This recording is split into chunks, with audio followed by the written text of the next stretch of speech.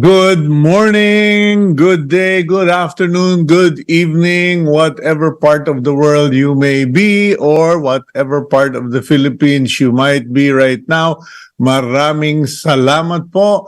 Thank you for watching your program Agenda here on Cignal TV, channels 8 and 250 via One News.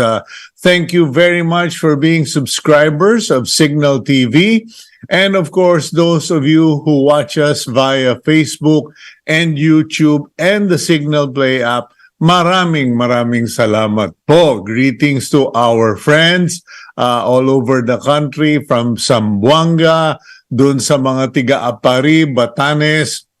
Let us all offer our prayer of thanksgiving and gratitude to the Lord that the Typhoon Betty or Mawar spared the country from such devastation that happened in Guam. So, weekend po, and I do hope you are planning something on the weekend because to be honest, this morning when I crawled, literally crawled out of bed, I just felt that, I wasn't fully charged, etc. And so I grabbed my phone and I listened to the audio Bible, and then I said I need a, pep rally. So I listened to someone on podcast, and by sheer coincidence, what I did led me to someone who is well known for motivating people while sharing the word of the Lord. So ayun po, medyo nabuhayan tayo, and it is a reminder that sometimes it is not in our ability to lift us up. Sometimes it requires the words, the preaching, the teaching, etc. of others, and of course the word of God to lift us up. Medyo, nabuhayan tayo, and I do hope you will surround yourself this weekend with positivity, great music, go to church or service, and have a great week. But before that, may I remind you, this is the second day of June. So in case you have vehicles, you own cars, motorcycles, paki-check na lang, baka expired na ang rehistro nyo. Register your vehicles if you need to renew your license or renew whatever, or go to your doctor, check your calendar. Okay, it's a Friday, June 2, 2023. Let's go to our daily starter. And again, it is a good reminder. A moment of patience in a moment of anger can save you 100 moments of regret. Okay, yun po, no? A moment of patience, isang sandali ng pagtitimpi, ng pasensya sa oras o sandaling mainit at galit na galit ka, okay?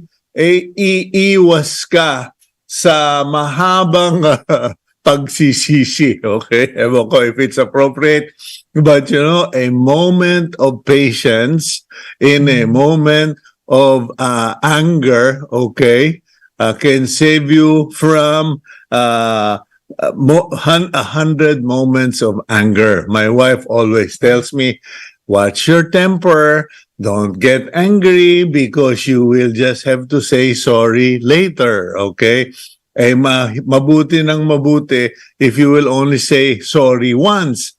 But if you're going to spend a lifetime of saying sorry for something you did in a fit of anger, in a moment of anger, that is difficult, especially something that you cannot change anymore. So yun po. Okay. Now, in case you're wondering, Ano kaya ang pag-uusapan? What is Cito going to talk about today? What is the people's agenda this morning? Okay, Mr. Speaker. Okay. According to the congressman from Batanes, he would like people to address the issue of dental health. Now, we are not interviewing the congressman from Batanes. I'm just teasing some of you there. But we are going to speak to someone who is very much in the thick of things, involved in Philippine dental health policy, and who himself is a dentist. And why are we talking about dental health? Because allow me to tell you a story, because I have come across some readings that suggest that most people only think of toothache, okay, or dental health or hygiene without realizing that some of the complications, particularly those related to brain disease or injury or stroke, can be triggered or is suspected of being triggered by an infection, a tooth infection, a gum infection, etc. And then, of course, there is the issue of confidence, there is the issue of pain, and the worst thing of all is that in the Philippines, the PhilHealth covers everything except your teeth. Okay? Eh, bakit ganun? Bakit naiwan ang dental health? Okay. So, we will tackle that later. But first, let's go to the front page of the Philippine Star for a quick review of the news. Today, June 2, 2023, the headline is, Angat Dam can't sustain additional water allocation. Metro Manila water interruptions feared. Ayan na, ilabas ang balde, palanggana, drum, at mag-ipon na. Ayan na naman, ganyan ang mangyayari. Okay, Angat Dam will not be able to sustain the current allocation of raw water for private concessionaires after June 15, according to the National Water Resources Board, raising fears of serious water interruptions in Manila. Ayan na po, the NWRB has approved a lower water allocation from Angat Dam from 52 cubic meters per second from June 1 to 15 down to 50 cubic meters per second from June 16 to 30. So, ayan po, okay? Yung biro ko na ilabas yung drum, palanggana, balde, etc. I'm just teasing people, but don't, okay? What we really need to prioritize is to conserve our water, okay? Bawasan niyo po yung inyong paggamit ng tubig, particularly here in Metro Manila.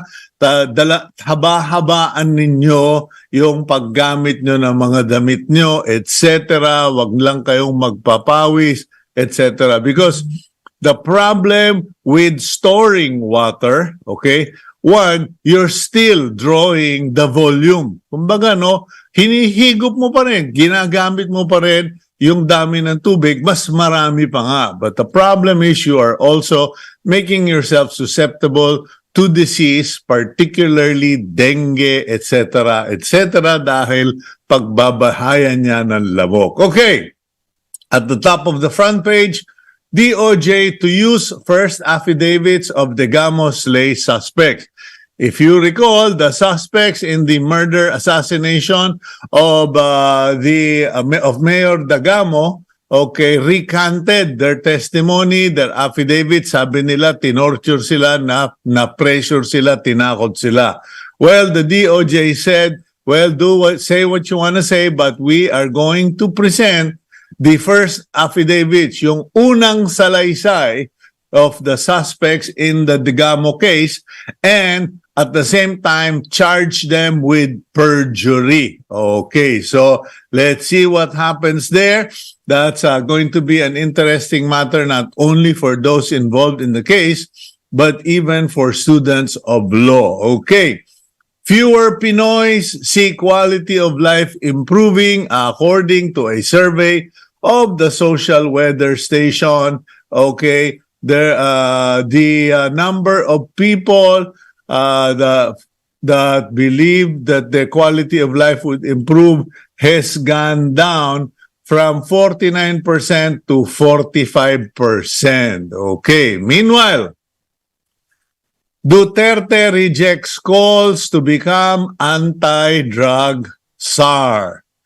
Former President Rodrigo Duterte has rejected calls for him to become drug czar in the administration of President Marcos, saying it seems improper for him to take on the post as he respects the current leadership. Quote, mukhang hindi na rin tama. It doesn't seem right anymore, Pastor. Speaking to Pastor Kibuloy, because there is the president duly elected, and it is his duty to enforce the law and solve crimes. Okay. Meanwhile, okay, Betty exits Philippine area of responsibility, monsoon to bring rains. Okay, sabi nila, habagat na, kanya mahangin kahapon, so mas madalas na ang ulan. So hopefully, the rains that come will refill our dams. Okay.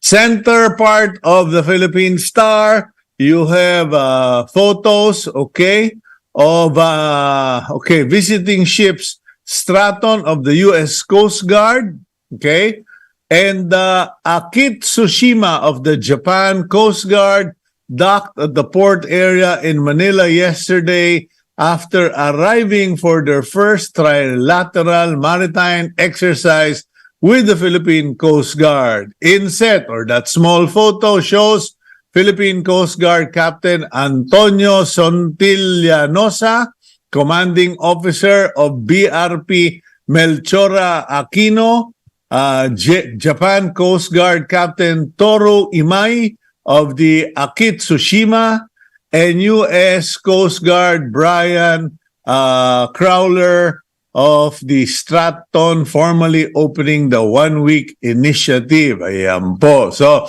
exercise sila dyan sa karagatan ng Pilipinas. Meanwhile, in a related story, EDCA cites boost defense posture in the region, according to the U.S., with 4 new enhanced defense cooperation agreement, or EDCA sites, in strategic locations throughout the Philippine archipelago. The United States has achieved historic milestones in enhancing its force posture in the Indo-Pacific region alongside its allies.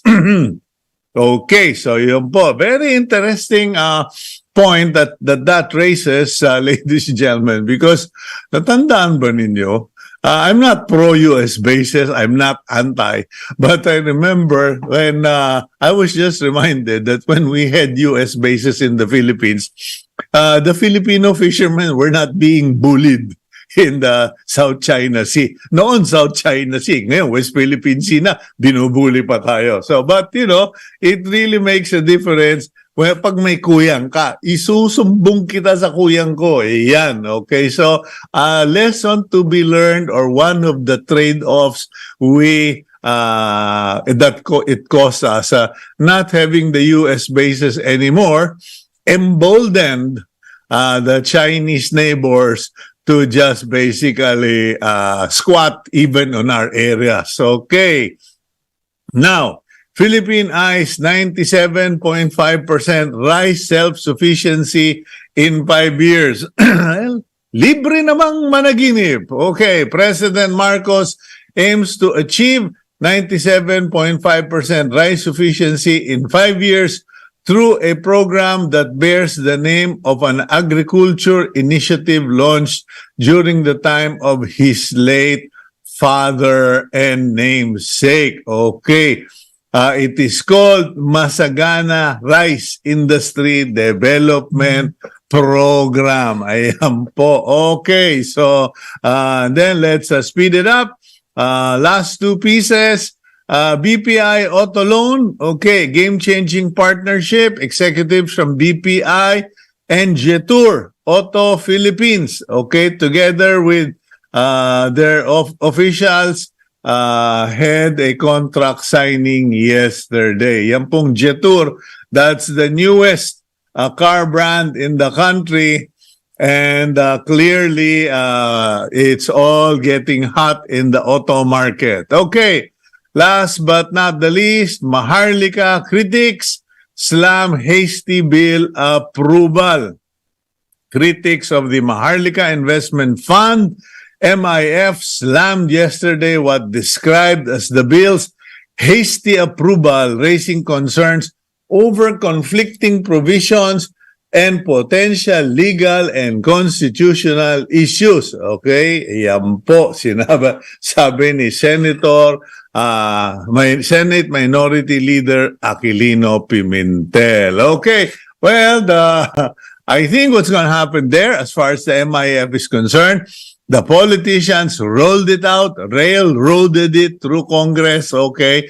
And siguro ang attitude nila, pasan na natin, bahala na sila mamroblema sa Supreme Court. And then, when it gets to the Supreme Court, it will take 2, 3, 4 years, and then what happens is, hopefully, the Supreme Court will shoot it down for violating constitutional provisions. And ayan po, biglang, sorry, hindi lumusot eh. Iyon, everybody happy ko, no? Okay, let's go for a quick break. When we return, let's talk dental health here on Agenda.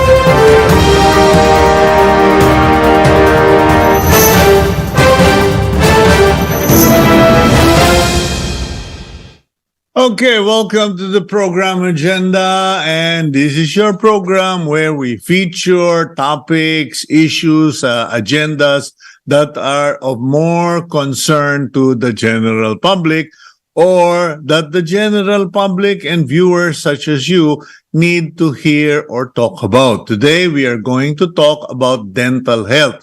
Nasabi ko na po earlier, I mentioned earlier, that it is suspicious, bewildering why dental health treatments were never included under the PhilHealth program.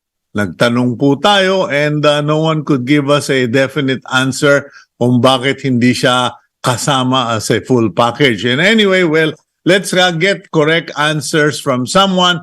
Gab, let's roll out the video to introduce our guest today. Dr. Ryan de Guzman is the chairman of Philippine Dental Association's Public Health Community-Based Program. The dentist is the past president of the association's Cavite Dental Chapter from 2018 to 2019. De Guzman finished his dentistry studies at Centro Escolar University and trained in Fe del Mundo Hospital. Doc Ryan, good morning. Welcome to the program and thank you for your time today. Good morning po, sir. Thank you for having me for this morning and including the dental health in your agenda. Okay, now nasabi na natin yung mga intro. What is the situation of Philippine dental health? Because I have to be honest, Doc Ryan, when we decided to make this an agenda, we couldn't get people to come on the show. First, there were no identified leaders of the sector. Walang mga personalities, champions, and even in Congress, walang mga backers for dental health. And then PhilHealth, yun din, sabi, sorry, wala sa amin yan eh. And maybe you could explain, Doc Ryan, I know batang-bata ka pa, iho, pero baka meron kang alam na hindi namin alam eh. Baka may secret. Okay. Now, actually, napakalawak, no? I'm trying to get a grasp kung paano, how I'll be discussing several things this morning. Pero to start, no, kagaya ng bagay ni Sir Cito, is hindi po kasi well represented nga po ang dentistry, no, ang dental, pagdating sa national health. Pero the good thing po, for the past years, ever since itong nag-pandemic po tayo, nagkaroon na po tayo representation sa DOH and we have Dr. Manuel Ballesteros. Siya po yung nagiging representative at siya na po yung nagiging nangunguna nga po sa paggawa ng mga pulisiya at gumawa ng paraan to communicate, especially to our policy makers. No? Kasi nga po, kailangan talaga ng Pinoy ang serbisyo dental. And it's really sad that out of the pocket expense for them to have their teeth treated, it's quite expensive to go to the dentist, no? So napakalaking bagay na makasama nga po sa PhilHealth benefits ang serbisyong dental. Okay, para lang malaman ng mga kapitbahay natin, our viewers, hindi po ito yabang, no? Modesty aside, I just wanted to help someone. And so we sent that person to a dentist who is also our church member. And sabi ko, Doc, paki-check mo na lang and let me know what it's going to cost. And then she came back to us and she said, well, 8 of his teeth have to be pulled out kasi wala na, sira na, halos root na lang ang natira. And then he's going to require dentures, pustiso. The treatment will take 3 months and it will cost roughly about 50,000. And sabi ko, 50,000. Sinong Pilipino ang kayang magbayad ng 50,000 out of pocket kung hindi tutulungan ng bansa? But then you go forward, you would think, whatever happened? Kasi nung panahon namin, dental health was promoted from school, from the classroom all the way to the bedroom. What is the state of dental health in the country? Tinuturo pa ba yan from elementary onwards o wala na? Ganito po, no? The current status po ng sira ng ipin sa Pilipinas is around 3/4 of the population, ano? Around 75% ng mga Pinoy sira-sira yung ipin. And sadly, ano po yan, across the ages po yan. Ako po, ang profession ko po, ang aking specialty po is mga bata. Ang mga pasyente ko lang po, as early as 2 years old, 3 years old, sabi niyo po kanina, 80 yung kailangan tanggalin. Sa mga pasyente po namin, as early as 3 years old, 20 ipin, as in lahat upod. And because of that, hindi po makakain yung bata, kaya panay ang dede, kaya panay po kaya nagiging malnourished po sila. Tapos kailan nga pong bunutin yung ipin nila. And that's true for the rest of the ages nga po ng population natin. So, medyo siya dito, tinuturo pa rin po sa school, pero one thing I've learned from serving in public health, especially in PDA, kasi kakaikot ko sa mga schools, sa kultura sa atin sa Pilipinas, very important po yung academic. To a point, pag bumisita po ako sa schools, nakita ko po may schedule lahat, yung subjects, recess, and everything. But when it comes to hygiene, like toothbrushing, yung self-care, pag-alaga sa sarili, hindi siya kasama. Kaya kahit pagbaunin ng mga magulang ang mga bata ng toothbrush at toothpaste at kahit tinuturo sa school, kung wala pong oras, kung walang prioridad, hindi po siya nagagawa. Kaya hindi po napaperpetuate po sa isip ng mga bata, ng mga Pinoy na ang ipin ay importante. Because it has to be a habit, and habit is only formed when it is done consistently with discipline at lumalabas sa sinabi mo sa eskwelahan. Hindi na uso yung, okay, children, go to the sink or go brush your teeth. Wala nang ganun. Pag ring ng bell, balik na kagad sa klase, after lunch, walang sipilyo-sipilyo. Wala na po, wala na po. Hindi na siya nakasama po sa ano eh. Ang alam ko, lagi pong kasama sa health kit ng mga bata sa school. Talagang pinapadala sila ng sipilyo at toothpaste to. Pero sa ikot ko po talaga with the daycare centers and other schools na po, hanggat walang schedule, hindi yun magbibigyan ng oras para pumunta yung bata doon sa lalagyan, kukunin yung toothbrush, yung toothpaste, pipila, wala na. Talagang hindi po nagiging habit nga po ng mga bata. At maraming may mga eskwela, hindi naman marami. I don't want to generalize, but there are a number of schools that don't even have clean running water, so the child has to bring bottled water para lang magsipilyo. Mahal-mahal ng tubig. Yeah, totoo po yun. Kaya in some of our programs in PDA po, especially nung napisan ko po in Kawit and also sa na-observe ko po in Batangas, nakakatuwa kasi yung ibang mga daycare center na wala pong source ng tubig, tinuruan po yung mga magulang kung paano pong gagawa ng paraan na pwede silang umigib at ilalagay sa isang malaking drum or ibang mga containers para yung mga bata magkaroon ng constant source of running water for them to execute yung kanilang daily toothbrushing. Yun. Now, you're with the Philippine Dental Association, and I really thank you for joining us today. Now, so sabi mo, your practice is focused on pediatric dentistry, correct? Yes po. Okay, now, Yes, po. can you continue with the narration dahil sabi mo karamihan, many of the young kids, children have serious dental problems. Some of your patients need as many as 20 teeth to be removed because of poor dental hygiene.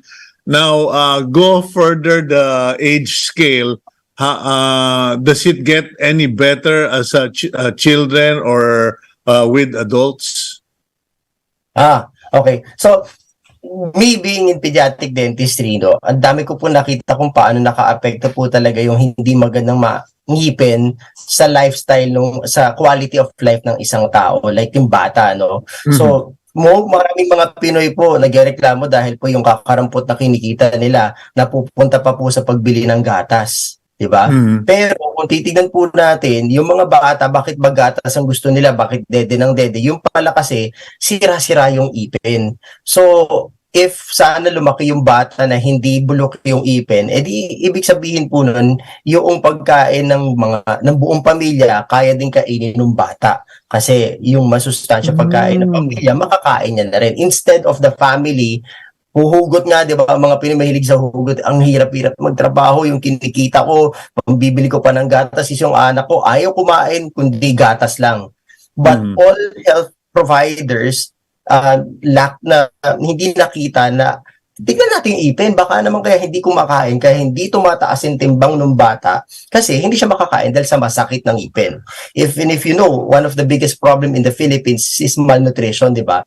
Yes. Feeding programs, di ba? We've been talking about malnutrition here on the program for 2 weeks running, and everyone is talking about poverty, everyone is talking about poor feeding. Suddenly we're discovering hindi pala pagkain ng problema, ang problema yung ipin. Yes, opo. Oo. Kasi nga po, kaya nakakatuwa din po na bagay nyo kanina, I'll talk about dental health, no? Madalas po naririnig po, if you're going to talk to a dentist, dentist, it's always dental health. But kami po sa PDA, sa DOH din po, hindi yung unti-unti na po namin na hindi dental, it's more on oral. Kasi pag oral health, bibigyan pinag-uusapan at anong connection nito sa pagkabuong general health ng isang tao. No? Okay. Kaya nako-connect na po natin. Importante po para magkaroon po ng PhilHealth benefits later on in life, later on, ano? So, kailangan makonect po namin mga dentista kung ganong related ang health ng bibig with the general health para po magkaroon po ng benepisyo ang mga Pinoy. Kasi kagaya sinabi natin kanina, isa sa malaking problema po sa Pilipinas is malnutrition. And how can you address malnutrition kung yung 20 ipin ng mga bata bulok na bulok? Yeah, Diba? and listening to you, you're correct. Sinasabi mo, it's not just the teeth that's the problem. It is the entire mouth cavity. May problema. There's a problem with the gums. There's a problem with the tongue, with the roof, the mouth, the roof of the mouth, etc. Lahat talaga, magkakadugtong lahat yan. And what about you? Have you observed what I'd been reading about na they've discovered in the US at least, no? There were some cases brought up by a dental expert who said neurosurgeon yata siya, they were able to connect the oral infections or dental decay to stroke. Nagkaroon daw ng parang infection. Have you heard of this? Yeah, it's very, very common po actually. In my practice sa bata, actually, on all life stages, starting from children to adolescent to adult and elderly. Let's start with children. Normally po yung mga batang may sakit sa puso, kapag sila may sira ng ipin, yung bakterya sa bibig, sa ngipin, bababa sa gums, at since ang ating gums, ang kanyang blood vessel connected sa buong katawan, dalawa ang pupuntahan, either aakyat papunta sa utak, brain abscess, or bababa, rheumatic heart disease. Okay, let me interject, Doc Ryan. Ladies and gentlemen, if you find this hard to believe, talk to a cardiologist. Yung mga emergency tablets naming matatanda, yung Isordil, yung mga pinapainom sa'yo when your BP shoots up, they tell you, ako, iniinom ko yung Catapres sabi sa akin ng doktor, engot, you're not supposed to swallow it, you're supposed to put it under your tongue. Because under your tongue, the medicine is quickly absorbed by the heart, by the system. So yung sinasabi mo, Doc Ryan, with abscess, with bacteria, when it goes through under the tongue, it can reach the heart. And so children have rheumatic heart disease. Ano yung sa utak? Brain abscess naman po siya. Yun. For It's very common. kids? Opo, there is a study in New Zealand na sinabi po na around 90% po ng mga bata with rheumatic heart disease, pag tinignan yung bibig, sira-sira ang ipin. So in the health sense, in the medical sense, if you want to decrease chances of the incidence nga po ng rheumatic heart disease, you have to look at teeth. No, kailangan tignan. And if the general population po ng Pilipinas, 3/4 po ng mga Pinoy sira-sira ang ipin, it correlates to higher incidence of other problems. Kaya on the far side naman po, pagdating sa sira ng ipin or yung tinatawag nga pong periodontitis, yung pag hindi mo inalagaan yung ipin mo, yung gilagid mo umaatras. Yung periodontitis po, yun also is related to heart disease po. No? So kasama din po siya sa... In what, can you explain that, Doc? Para at least mas maraming, alam mo ang Pilipino, pag hindi natakot, hindi gagalaw eh. Oh, now, ang pangunahing dahilan ng pagkamatay ng mga Pinoy sa Pilipinas, ang nangunguna dyan is always cardiovascular problems, no? I, for one, inatake na sa puso. But basically, kung ang dahilan nga po is pinakamarami namamatay because of cardiovascular problems and periodontitis, it affects around half of Filipinos. Kalahati ng mga Pinoy meron yan. At yung pag-atras ng gilagid na yan, dalawa ang sinasabi ko sa siyensya kung bakit connected siya with your cardiovascular problems. Now, number one is yung bacteremia, mas maraming bacteria. Pwede siyang kumalat nga po, no? Pangalawa po is inflammatory responses. So yung dalawang bagay na yun, yung nagko-contribute. At padami ng padami po yung pag-aaral na sinasabi na siya ay talagang connected. sa heart disease, no? Kaya if you want to improve the quality of life of Filipinos to get better cardiac health, no? So kailangan tignan natin yung bibig. At kapag tinignan niyo po, no, gumingiti po kayo, yung mga nanonood sa atin ngayon, no, tignan niyo po yung mga ngipin ninyo. Kapag mukhang mahaba yung ipin ninyo, hindi lumalabas ang ipin nun, hindi humahaba dahil lumalabas ang ipin. Kung mahaba ang ipin ninyo, kasi po, yung gilagid umaatras. Bakit umaatras? Kasi yung tartar, yung plaque, pag hindi mo natanggal, ang nag-give way is yung gilagid, bumababa ng bumababa. And that's what we call periodontitis. And a lot of Filipinos are suffering from it. Yung calcification tartar is pushing down the gum line. Yes po, opo. And that's your Yun. periodontitis. And it's Okay. very much linked to your cardiovascular disease. And also, ang makulit dyan, sir, it's also connected with your preterm birth weight, no? So marami pong Pinoy, di ba sa Pilipinas po, dito pinapanganak sa Pilipinas sa halos 4,000 araw-araw, no? Oh, Dito yes. pinapanganak sa Pilipinas. Hmm. And another problem with pinapanganak sa Pilipinas is yung ating preterm or low birth weight, mabababa ang timbang or kulang sa buwan. Now, related po kapag ang nanay na buntis, meron siyang periodontitis o yung pinag-uusapan natong umatras yung gilagid, it is connected to that also. So kung mas maraming Pinay na buntis ang may periodontitis, mas mataas ang chances ng preterm birth weight and low birth weight, which will incur cost again to the Filipino. Okay? At mind you, alam niyo po ba, according sa UNICEF po, pang-8 po ang Pilipinas sa may pinakamataas na kaso ng preterm birth weight at low Pakilinaw nga, Doc Ryan, ano ba yung preterm? Alam ko yung low birth weight. Kapos sa timbang. Oo. Apo. Yung preterm birth, ano yun? Preterm po, mas maaga po silang mas maaga po pinapanganak. So kulang Premature birth. sa buwan. Premature po sila, yun. Katulad ko. Connected po siya. Opo.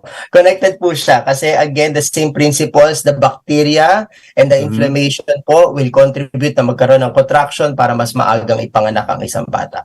At pag pinanganak ng maaga yung isang bata, more often than not, may kailangan incubator, malagay sa NICU, etc. So talagang nagiging problema. But why is it? Okay, so mamaya ako natatanong, mahaba naman oras natin. Mainit na talaga ulo ko sa PhilHealth eh. Okay, but you know, premature birth, low birth weight, cardiovascular diseases and infections, strokes, neuro infection, yung cranial,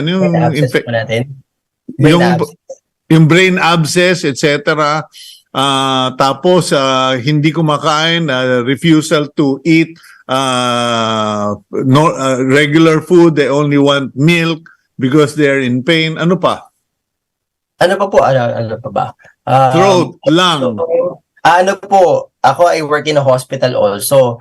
From what I've learned sa hospital nga po, nung napasok ko, is yung marami po pala mga bata nag-undergo din po ng tonsillectomy kasi nga po paulit-ulit po yung kanilang tonsillitis. And yung kanilang paulit-ulit na tonsillitis is usually it's warranted for tonsillectomy, tatanggalin. And I found out na majority po ng population is yun po yung nagiging yun po yung dahilan kung bakit sila nag-undergo ng procedure under general anesthesia sa hospital, 5 years old and below. And then, again, kapag maraming sira ang ipin ng mga bata, anong nangyayari po, syempre maraming bacteria, your tonsils being a lymphoid tissue, so namamaga silang kahit sa overwork nga po dahil may bacterial infection sa bibig. So, kapag tinanggal mo po yung tonsils mo and nandun pa rin po yung iyong mga sira ng ipin, malaki po yung chance na naulitan po yung problema and also the rheumatic heart problems. Now, nung na-lecture ko po yun sa mga pediatricians in our area, I'm very happy kasi nga po, ngayon, anong nangyayari, imbis na i-refer agad for tonsillectomy, anong nangyayari po, refer muna sa dental department para makita bakit pa namaga yung tonsils. Baka naman bulok lahat ng ipin. And lo and behold, as soon as inayos po yung ipin, nabawasan na nga po yung chances po na magkaroon ng paulit-ulit na tonsillitis. So it's really, really connected, no? Nakakatuwa po na, tawag dito, ano pala kami, ang mga dentista hindi pa lang ngipin lang, no? Connected pala kami sa general health ng isang tao. Well, Yun. it is from the mouth where all the food and liquid and even bacteria come in, as well as nutrients. So why should it be a mystery, right? Now, ang tanong ko, Doc Ryan, we have the PPP, yung 4Ps, no? Na we have the 4Ps where you tell the mother you have to go to the doctor if you're pregnant, where you tell the parents you have to bring your children when they're minors for checkup, etc. Is dental or oral hygiene and oral care included in those requirements? Regarding that, sir, I'm not very particular, no? But as far as the culture of taking care of the teeth is concerned, unfortunately, sir, kung sabi natin even 4 piece po ang tumatanggap na ang ating maralita, ano? Now, there's a problem also in the Philippines of yung mendicancy, no? So, nauso po sa atin sa Pilipinas yung libreng bunot, yung mga dental missions. Oh. Those dental missions are doing a lot of harm to Filipinos sa totoo lang. Number one is infection. Okay, the dental missions or dentists going out in the far-flung places giving free tooth extraction, etc. is doing more harm? Yes, sir. Go ahead. Sige. Number one, two aspects, sir. Dalawa siya. Number one is your infection. We'll talk about it later. In the context po ng tanong niyo sa akin kanina, ano naging epekto ng dental mission? Now, nagkakaroon po kasi ng dependency yung mga pasyente. Kapag ang pinoprovide po, ang pagkakakilala sa dentista, pag makikita kami ay bunot lang, now, ang mga Pinoy, lalo po yung ating maralita, they will always look for that dental mission. So, kunwari, pwede namang alagaan yung ipin since sa susunod na buwan may libreng pa dental mission si Mayor, di mangyayari, hindi nila aalagaan para tanggalin na lang. Kasi sa susunod na mga buwan pa, may libreng pustiso naman. So, it's not encouraging proper health outcomes. Kasi dahil po sa libreng mga bagay-bagay, especially yung bunot, na-encourage tuloy yung mga Pinoy na wag na lang alagaan yung ipin para masulit ko next month kasi may libre. Parang ganun. So even if they have namimigay po namimigay ang local government ang libreng toothbrush at toothpaste, sobrang dami. So through the private partnerships with several companies, namimigay ng toothbrush at toothpaste. Pero hangga't nandyan po yung mga dental missions natin, ang nangyayari, kamulatan ng Pinoy, libre ng bunot, hindi ko na lang aalagaan. Parang ganun. And it's really, really debilitating. Not to mention, one of the reasons also kung bakit hindi tayo makakuha ng PhilHealth is, yun nga po, marami po kasi mga missions eh. Kung nabibigay naman ng libre yan sa komunidad with dental missions, then why make it institutionalized? And ako Yes, yeah, but Doc Ryan, isn't it a betrayal of trust, kumbaga? Parang isn't it a betrayal of the dental calling? Kasi dun nga, that is one of my frustrations with dentistry in the Philippines. Why is the solution always extraction? Talo pa ninyo mga Marines eh. Puro kayo bunot. I'm happy na you are anti-bunot. But when I talk to poor people or ordinary people, ay sir, papabunot ko na lang. Abay, di pa ayos na lang natin. Ba't mo papabunot yan? Ang daming nagbabayad para magpustiso. Ikaw, pabubunot mo yung meron ka lang butas sa ipin. Oh, yan po. That's the main problem po with dental missions. Again, people in the Philippines will always see a dentist outside the clinic through dental missions. And yeah, but wala ba kayong movement or policy sa Philippine Dental Association or under, ewan ko ba kung sino yung re-regulate sa inyo, that this should be the last resort, yung extraction? Kasi sa akin nga, may nabali na. Sabi ko, Doc, huwag mong galawin. Pabayaan mo siya. Hindi ko siya pabubunot. Hindi ako magpupustiso ng isang ipin. Hayaan mo siya dyan. Hindi kanya ginugulo. Meron po ang PDA. Actually, the PDA also is anti-dental mission na. Okay, we do not encourage dental missions actually for those reasons, no. However, syempre police power, and we have a lot of volunteers coming from outside the country and other dentists din po na pag-invite po ng kanilang mga kaibigan, ng mga politiko, hindi makahindi. Especially po in the local government units, yung ating mga dentista, kasi meron tinatawag, may devolution po no. So yung mga dentista natin, syempre under po sila ng instruction ng mayor natin or ng local government. So kapag si mayor would want to have a dental mission, since sila po ay under po, kailangan pa rin nilang gawin. And kaya hindi po matanggal-tanggal yung dental mission, even if it's not really helping the community. Nako, Doc Ryan, sulatan mo si Secretary Benhar Abalos in your capacity, okay, and point that out to him. Because I know Secretary Benhar Abalos, the son, is very open-minded, very proactive for health, and I am sure you two will get along. But let's go for a quick break. When we return, balikan natin yung sinasabi mong, wow, another reason why you are anti-dental missions in the barrios is all about infection, and why wala kayo sa PhilHealth, okay? Because one would think you would be kicking and screaming to be included in the PhilHealth packages. We'll be right back here on Agenda.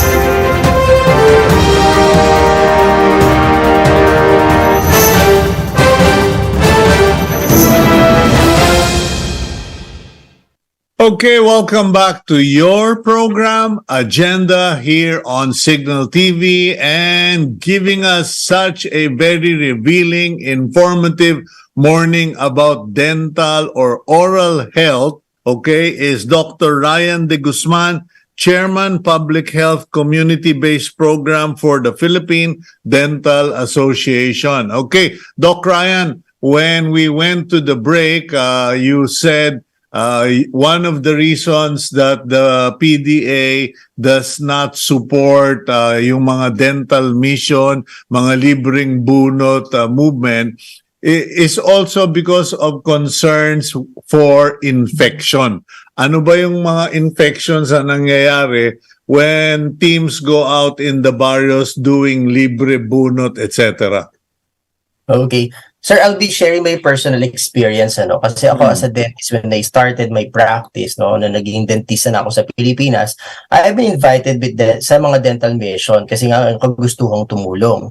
So, problema nga lang na observe ko, no, sir, kasi most of the dental missions, sa dami po nang dapat i-accommodate, anong nangyari po, medyo, ang my observation is ill-prepared nangyayari. You have konting dentista, siguro mga 5, 10, treating 300 patients, no? And there's a problem. Konting dentista, maraming pasyente, plus konting instrumento ng dentista, no? So nangyayari po, nagiging culture dito sa Pilipinas, naniniwala po na yung instrument hugasan mo lang, tapos marang isasawsaw mo lang doon sa isang chemical para ma-sterilize siya, tapos gagamitin mo na ulit sa susunod na pasyente. Parang combat zone. Parang ganun. So, as in saw. If nakapunta na po kayo sa dental mission, try to remember. Tingnan nyo kung ilang planggana yung nakita nyo doon. Laging yun na style, plangganas. Blub. Now, ang problema pa dyan is hindi siya properly sterilized. And the problem also, kung bakit kailangan, we are very particular with oral health is because 16% of Filipinos have hepatitis B.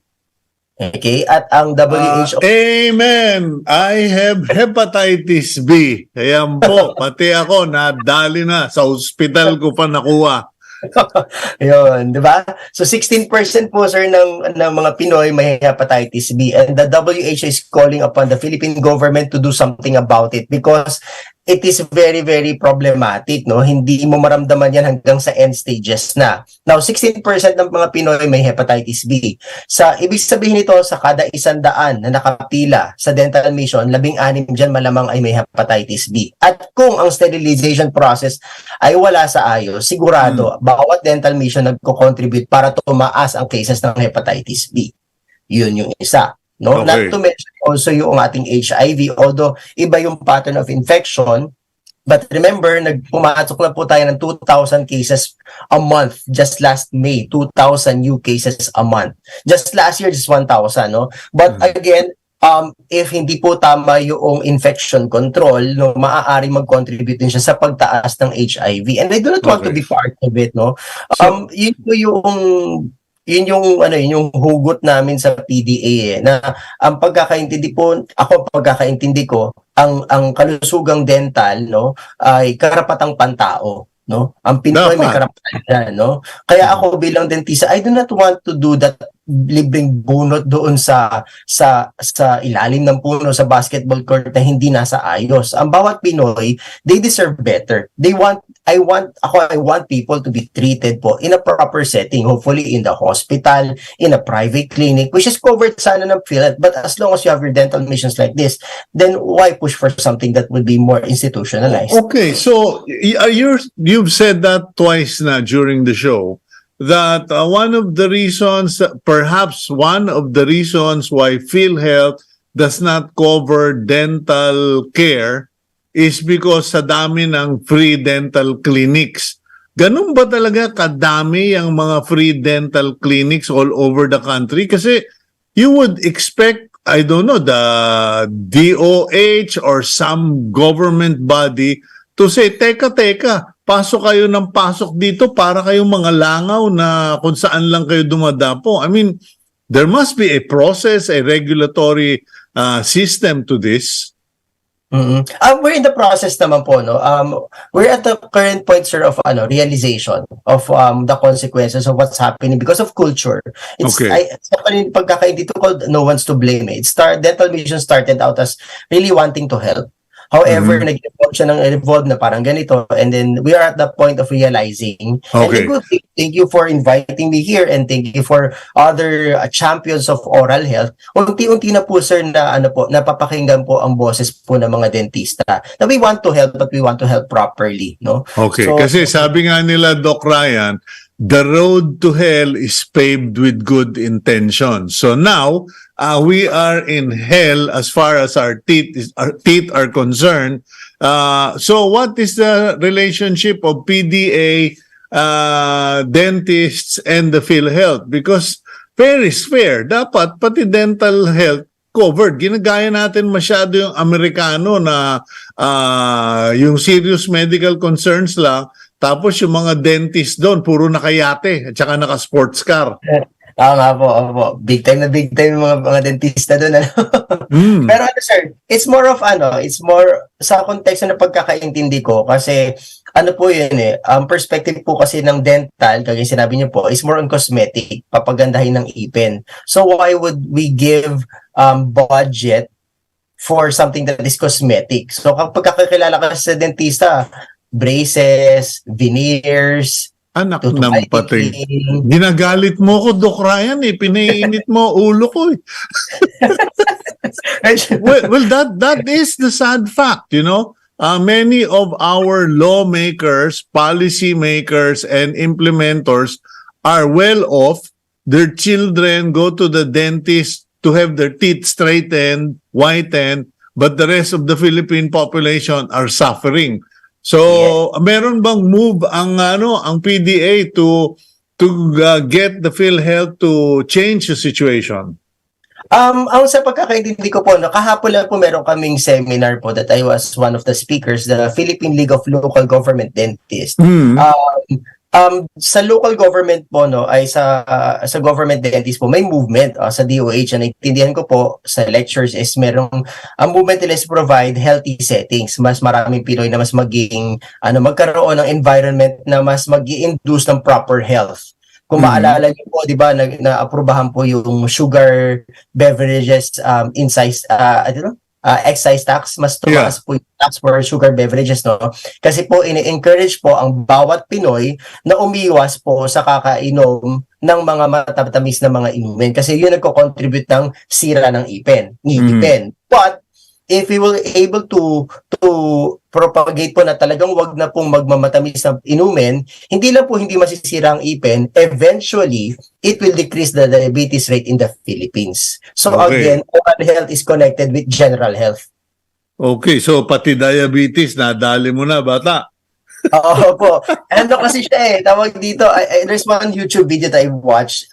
Yung ipin kasi natin, sir, pinakamatigas na parte ng katawan Pinakamatigas yan. Pinakamatigas. Now, if as early as 2 years old, siya ay nasira na, or 3 years old, something's really wrong. Ano nakakasira dyan? Asukal. At kapag ang bata sira ang ipin at 3 years old, all health professionals should be very, very, very worried. Why? Because sabi nga po ng American Heart Association, even the Philippine Society for Pediatricians, ang mga bata 2 years old and below, hindi dapat nag-aasukal. And yet, ang isang timpla ng gatas ay kumpara siya ng isang 3-in-1 na kape. Ganong karaming asukal.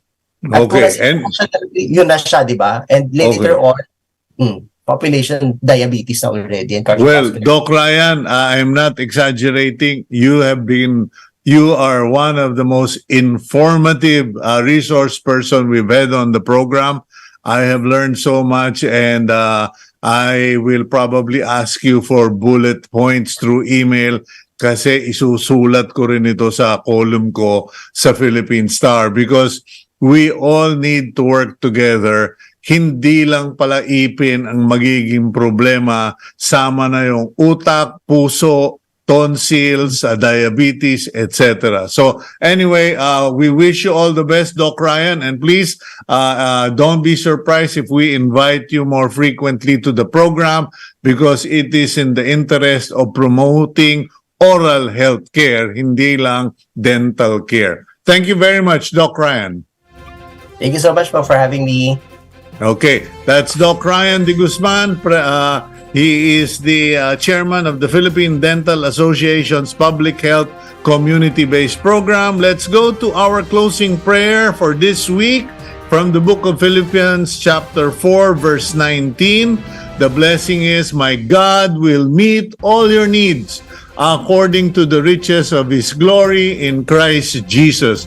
Thank you very much, Lord, for giving us a very productive week, a week where we featured the agenda, concerns, and interests of our viewers. Thank you to all of you, and please include us in your prayers, particularly our families. And God bless all of you. Please keep it here on One News.